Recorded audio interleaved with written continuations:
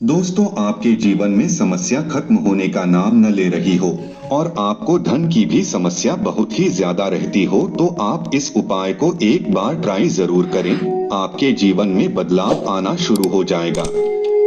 लेकिन यह उपाय जानने से पहले आप इस चैनल को सब्सक्राइब करके कमेंट बॉक्स में जय लक्ष्मी माता जरूर लिखें और एक लाइक करके अपनी उपस्थिति को जरूर लगाएं। यह कहानी एक ऐसी घटना पर आधारित है जिसने इस परिवार का जीवन बदल दिया। यह कहानी केवल बासी रोटी की महत्ता नहीं बताती, बल्कि वास्तुशास्त्र, परंपराओं और संघर्षों का अद्भुत संगम भी है। एक छोटे से गांव में एक गरीब परिवार रहता था। परिवार में कुल 4 लोग थे, माँ, पिता और 2 बच्चे। घर का गुजारा बहुत मुश्किल से चलता था। पिता किसान थे जिनकी खेती पर निर्भरता थी, लेकिन जलवायु की अनिश्चितताओं के कारण फसल अक्सर खराब हो जाती। माँ घर संभालती थीं और अपनी पुरानी परंपराओं को संजोकर रखती थीं। परिवार के बच्चे दीपक और सीमा साधारण स्कूल में पढ़ते थे और हर दिन जीवन में संघर्षों का सामना करते थे।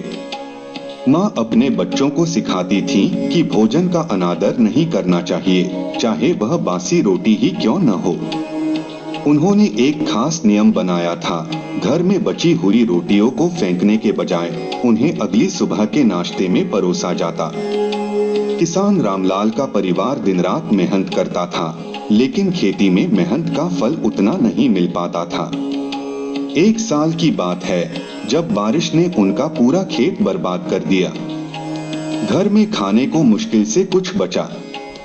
रामलाल ने गांव के सेठ से कर्ज लिया, लेकिन कर्ज का ब्याज इतना बढ़ गया कि उसे चुकाना असंभव हो गया। मां ने घर के खर्चों को कम करने के लिए नई योजनाएं बनाई। उन्होंने घर के छोटे से किचन गार्डन में सब्जियां उगाना शुरू किया और बच्चों को सिखाया कि भोजन का अपमान नहीं करना चाहिए। दीपक और सीमा ने कई बार माँ से सवाल किया, माँ, बासी रोटी क्यों खिलाती हो? लोग तो कहते हैं कि ताजा खाना ही अच्छा होता है। माँ मुस्कुराते हुए कहती, बेटा, बासी रोटी में न केवल स्वाद है, बल्कि यह हमारी मेहनत और परंपरा का सम्मान है। इसे खाने से पेट भी भरता है और संस्कार भी सिखाता है। इस बीच रामलाल के जीवन में अजीब अजीब समस्याएं आने लगीं। खेती खराब होती जा रही थी, पशु बीमार पड़ने लगे थे और कर्जदारों का दबाव दिन प्रतिदिन बढ़ रहा था। घर में हर कोई चिंता में डूबा रहता। गांव में एक बुजुर्ग पंडित जी थे जिन्हें लोग वास्तुशास्त्र का ज्ञाता मानते थे। एक दिन रामलाल ने अपनी समस्याओं का समाधान पूछने के लिए पंडित जी को बुलाया।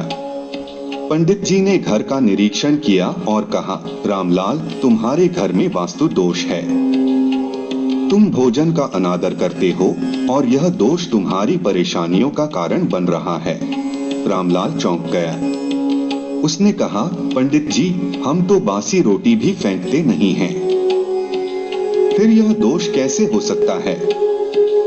पंडित जी ने गहराई से समझाया, तुम्हारे घर का रसोई घर गलत दिशा में है और भोजन बनाने के बाद उसे सही ढंग से रखा नहीं जाता।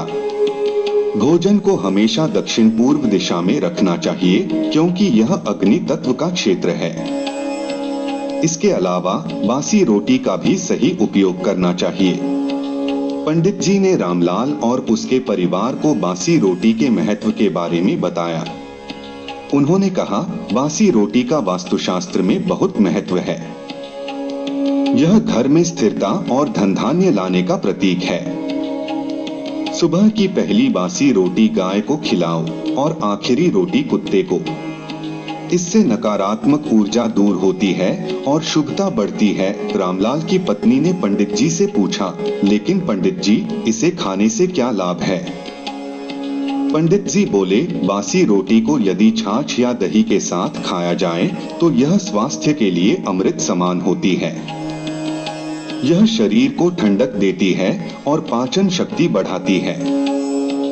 परंतु इसे खाने के साथ साथ इसका दान भी करना चाहिए।